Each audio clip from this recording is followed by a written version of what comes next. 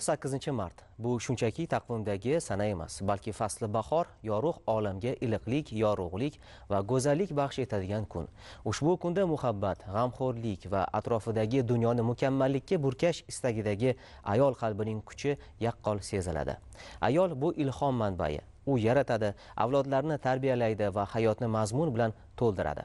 Mamlakatimizda go'zallik va nazokat sohibalarini ardoqlash davlat siyosatining ustuvor yo'nalishlaridan biridir. Prezidentimiz Xalqaro xotin-qizlar kuniga bag'ishlangan tantanali marosimda ishtirok etdi va nutq so'zladi. Bir guruh xotin-qizlarga davlat mukofotlarini topshirdi.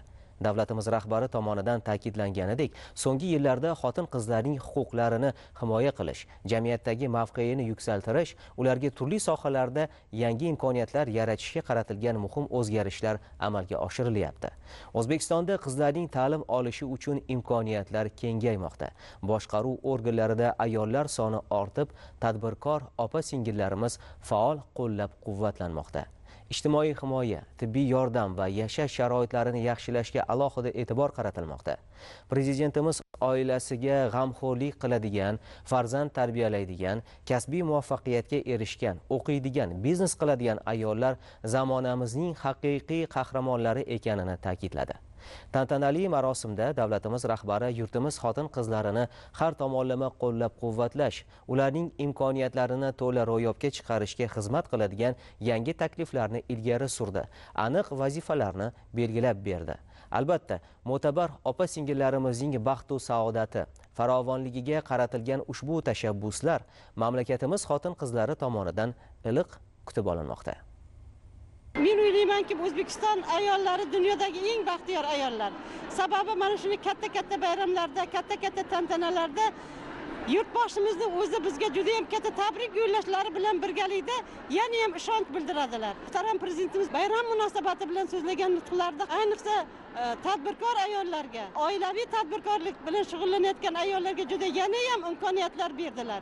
Ilm bilan shug'ullanayotgan fanda o'zini yangi bir yo'llarini ochib, mana shu taraqqiyotga ishlab chiqarishga tavsiya etayotgan qizlarimizga juda ham katta ishonch bildirdilar. Men aytaman, O'zbekistonning har bir ayollari qahramon va bu qahramonlarni ortida hamisha muhtaram prezidentimizning g'amxo'rliklari, quyoshdek yoritgan mehrlari va ularni kelajakka tinimsiz intilishlari uchun katta bir madadkorliklari turadi. Va o'ylaymanki, mana shunday intiluvchan, mehnatdan qochmaydigan ayollari bor yurt albatta baxtiyor bo'ladi. Umuman kamtarona mehnatimizni shu darajada yuksak baholaganlari uchun men hayajonimni yashira olmadim. To'g'risi, bugungi berilayotgan imkoniyatlar, xotin-qizlarga yaratilayotgan sharoitlar, men o'ylayman, bu O'zbekistonning tajribasi, biznes, tadbirkorlikni rivojlantirishga, umuman o'zi xohlagan kasbida ishlashi uchun imkoniyatni berayotganlar, bu juda katta masala. Juda katta banklarga topshiriqlarni berdilar.